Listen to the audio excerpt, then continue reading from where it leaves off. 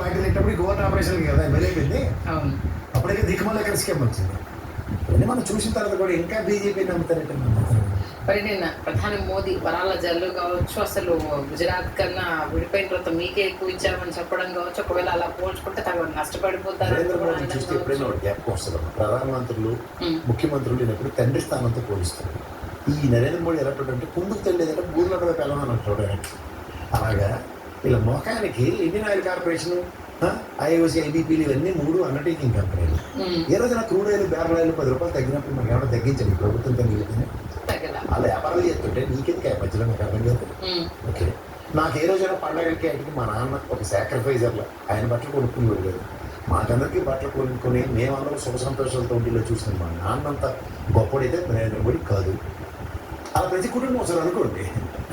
అసలు కంపేర్ ఎందుకంటే నేను చెప్తాను, తండ్రి స్థానంలో ఉన్నాడు. మీరు తిండి మారేయండి, కార్లు అవన్నీ కొనుక్కున్న ఇంట్లో పడండి, పాటలకు పెళ్ళిళ్ళు అయితే బంగారం కొనకండి, సంవత్సరం పాటు అడుగు తినండి. మీరు అసలు నాకు అర్థం కాదు. ఏమో అసలు ఏసీ ఇవన్నీ కళ్ళజోడు ఏదేసింది, వాచ్ ఏదేసింది, ఒంటికి కట్టిన గుడ్డలు 15,000, 20,000, లక్షల రూపాయలు.